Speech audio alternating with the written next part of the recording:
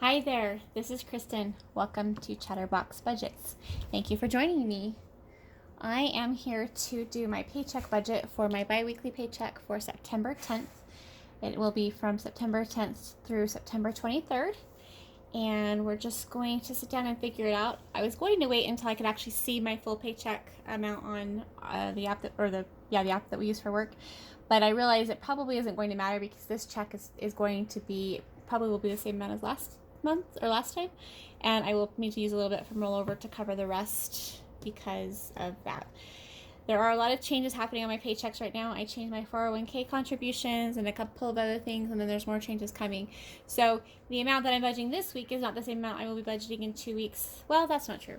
It will be, because my bills will be the same in theory. But anyway, sorry, that didn't make any sense. This is my second time recording this because I forgot to put myself on Do Not Disturb last time, so I had a phone call, and that's totally okay. All right, so this worksheet is from theorganizedmoney.com, from their budget book. It's a paycheck budget, and it's set up, I think they have it set up mainly for weekly, but I make it work for my bi-weekly. So this is the week of 9/10 through 9/23. This is a reusable copy. I laminated it, and so I'm using a wet erase marker. And this is going to be for October 2021, since I already have the money in my checking account for the bills for September. So this is my first month doing it this way. So I'm still trying to figure out how it works and how I do that. And so I'm not quite sure how it's going to go, but I'm looking forward to figuring it out. Okay, so for this paycheck, we're going to budget $1,200. And then we're going to need to use some of my rollover. I think we'll just budget $200 so that we have $1,400 total coming in.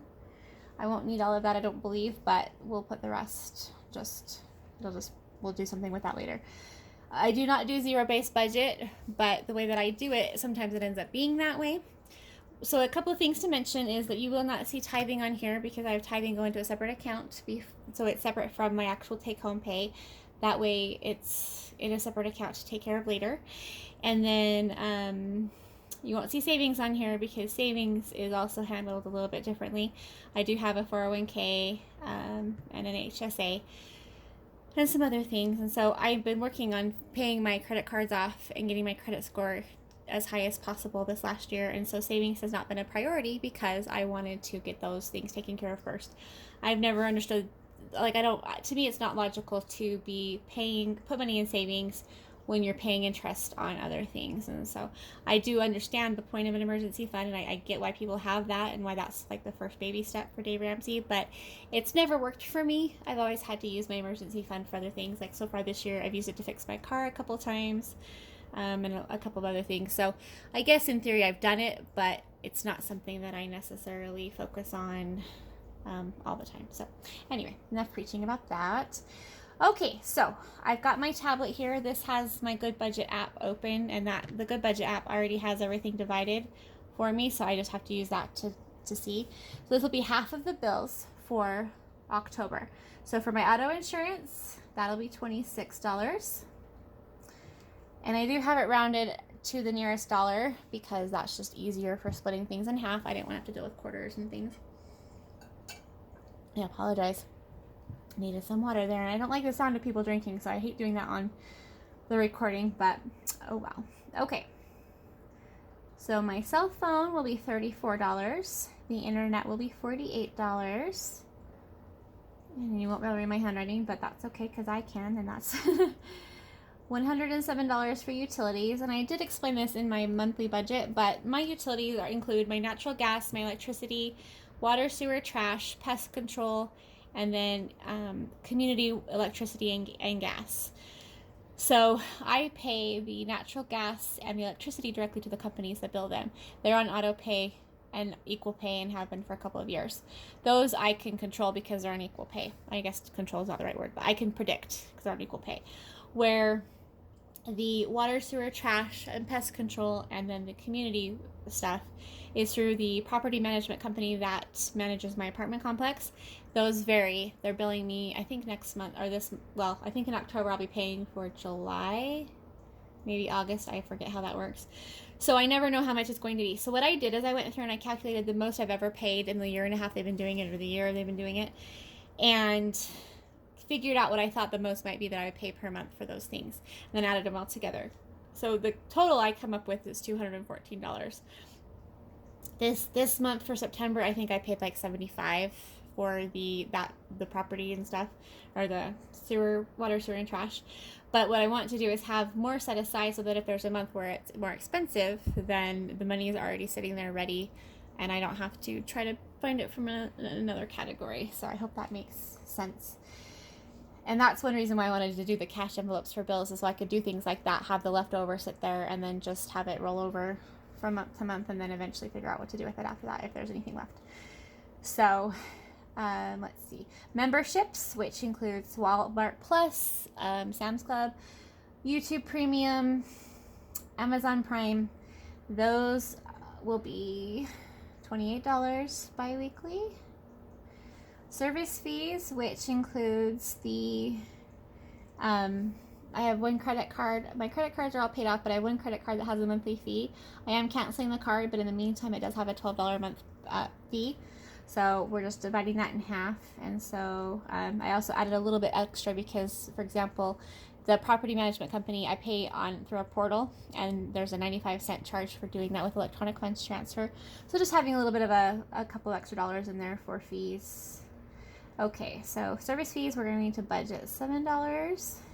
Subscriptions, which includes Hulu, Netflix, Prime channels, let's see, Audible, Kindle Unlimited, and a bunch of other stuff.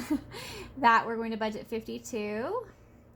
I can't stand to write them all out, which is why they're all combined together. I do have them listed on my membership and subscription worksheet, but I don't want to fill up the sheet. It would take 2 pages, and I know what they are, so to me that's all that really is important. Okay, so home or health, the gym, the gym's under health because it's on the wrong place on here. I go to the gym for my health, so that's what I consider it to be, and that one is $16 a month. It's actually $16.09, but that's okay. We'll put $8 in that one. And then home insurance, which technically it's renter's insurance, but the insurance company has it listed as home insurance on the statement, and it is insuring my home, so that's what I call it. Because I am diagnosed with OCD, I do try to use things that other companies or places have things categorized so that I don't have to think about it, because anything I have to think about just takes longer, and I end up getting stuck in what I call an OCD loop. It's just easier to go with the flow that comes from the other things, especially when it's something that if I call them, it matches what they call it, so it's a little less confusing. Okay, so for rent, we're going to put $613. Rent's actually $12.25, but I just rounded it up to $12.26 because it's easier to divide that without any change. Loan payment will be $100. No, it won't. It'll be $80. It's $160 total, so we'll put $80. This wet erase pen, which not sponsored, the tip's getting a little bit smushy so that it's more bold than it should be instead of being a fine tip marker. And then cash envelopes is $350. I'm not going to write it on here, but really quickly we'll go over it. So cash, the groceries and food, which includes any fast food, takeout, all that stuff, that's $150 for the bi-weekly period. Gas and fuel, gas, fuel, it's the same thing. That one's $30 for 2 weeks. Household, which is toilet paper, dish soap, laundry soap, those kind of things, that's $30. Miscellaneous, which is whatever I want to spend it on, or if I want to give it to somebody or whatever, that's $10. Personal stuff, which is deodorant, toothpaste, toothbrush, mouthwash, floss, all that stuff, that's under personal stuff. I did list toilet paper under that when I was doing my monthly budget. I did not mean toilet paper. I meant toothbrush or toothpaste, one of the two, because to me toilet paper is something that is part of household, because that's something you provide on a household level, whereas toothpaste is something that, yeah, I explained that in my monthly budget. You guys don't really necessarily care, I'm sure. So pet stuff, and that would include everything for my dog and my cat, except for their vet appointments. That is $100 for bi-weekly. And what I do with my cash expenses is anything left over at the end of the either the month or the pay period, I'm still trying to figure that one out, is going to be distributed into my sinking funds, which I actually call it a freedom fund, but that's something we'll worry about later. Okay, so I'm going to add that all up. where is my calculator? It's right here in front of my face. Can't believe I hadn't even asked that question. That's just silly. Okay, so I know how much it is because I've done this like 16 times, but we'll add it up anyway. 26 plus 34, 48, 107, 28, 7, 52, 8, 4, 613, 80, 350. Okay, 1357. Okay. So 1,400 is the take home, or the income. I may only take out from the rollover. I may only take out the $157 and leave the rest of it in the bank. I haven't decided yet. So what we'll do is actually, let's do it this way. Let's put rollover, and then do. I probably could do this math in my head, but I don't want to try. 1,400 minus 1357 is 43. So we'll put $43 back and roll over. That way it all works out. I don't do a zero-based budget, but I'm not going to borrow more from myself than I have to pay my bills. Okay, so we'll say this is 1,400 now. So total income, 1,400. Total expenses, 1,400. Difference is 0. Okay, so and this may be self-explanatory, I'm not sure. Rollover is basically money that's left over from the last month's bills and expenses that I'm carrying over to the next month, so it's available so that when my income is not as much as I need it to be to match everything else, instead of having to lower the payments, I'm just borrowing from, well, I guess I'm actually paying ahead because I'm paying in August for October instead of September for October. So this is the first time I've done this, like I said, and so I'm not sure how it's going to work out. One thing I'm considering is I may end up doing all of the cash except for rent and leaving rent in the bank. I'm still trying to decide. I'm not sure how I feel about having to take it all back at the end of the month, and I'm not sure how comfortable I am having that kind of money in my safe, even though it's safe and secure, and I do have a dog that would protect my apartment in theory. I'm still trying to decide, so we'll kind of see. But I do like the thought of having the leftover amount available in the envelope to be able to carry over from month to month. Originally, I was going to put it into a savings account, which I still might do because a savings account is earning interest. But then it wouldn't be divided into the different categories, and so I wasn't quite sure how I felt about that one.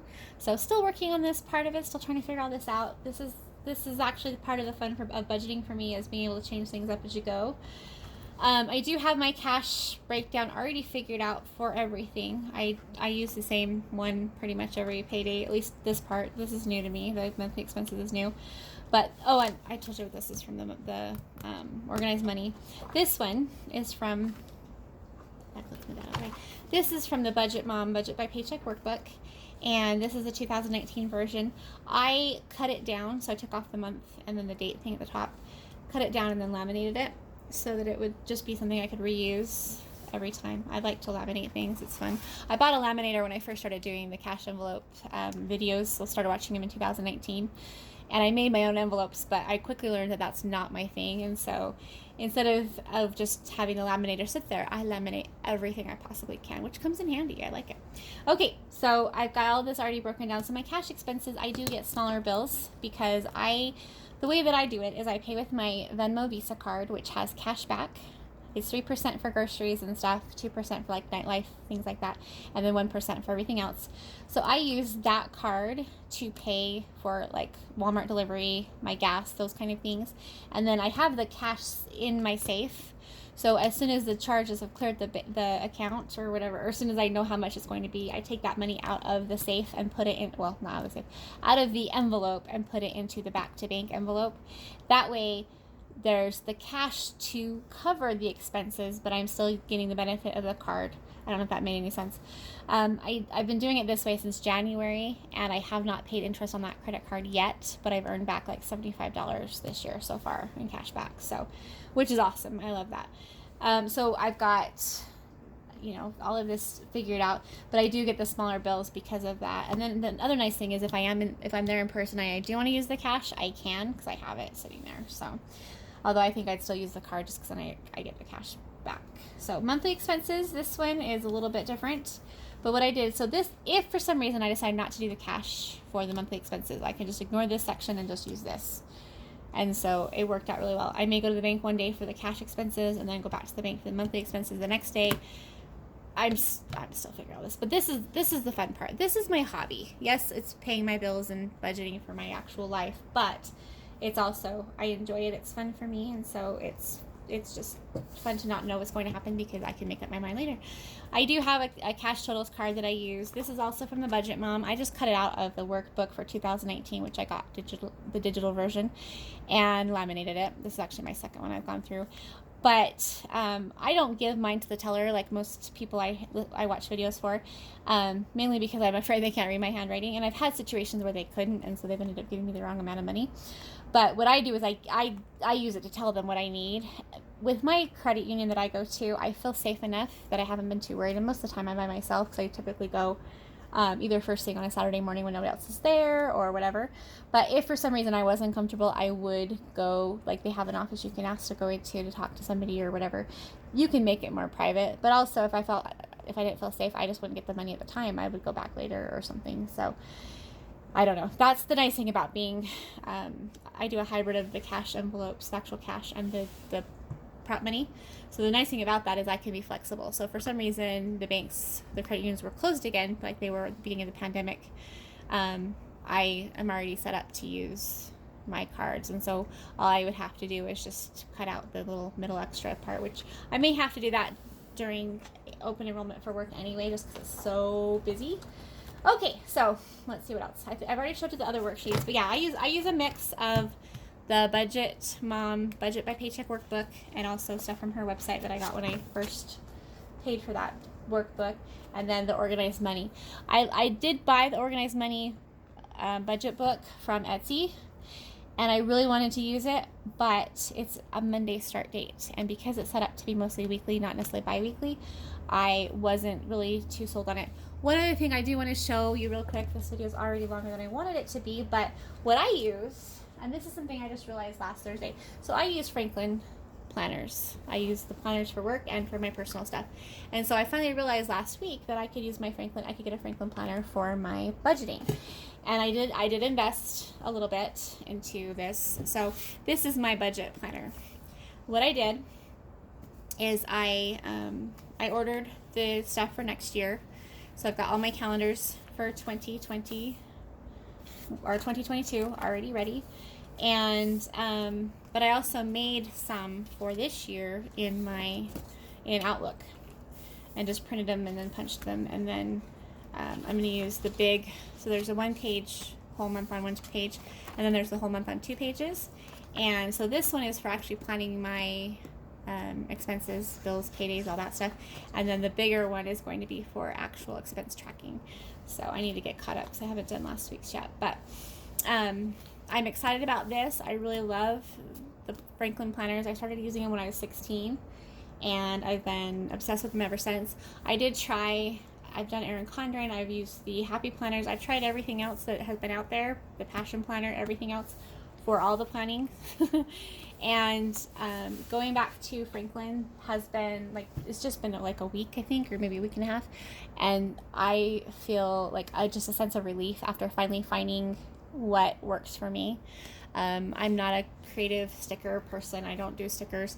So having all of the Erin Condren and the Happy Planner planners really actually just stressed me out, and I ended up spending way more money than I should have because I would mess up on something and then I'd have to go buy a new one so that I could start over again, and spent a fortune. But I switched to the Franklin planners again after taking a couple years off, and I've been using those for my personal. Started in January of 2020, and it's been exactly what my brain needs. So anyway, that's a long enough video. Thank you so much for listening or watching or whatever you're doing. Thank you for your support. And I guess I should say like, comment, and subscribe, but honestly, I'm here to have fun, and I want everybody else to have fun too. If you like what you see and you want to subscribe, great. I would love that. You're welcome to comment. I do love the comments. It's fun to interact with everybody. But at the same time, whatever. I'm laid back about it. Thank you so much. Have a good night.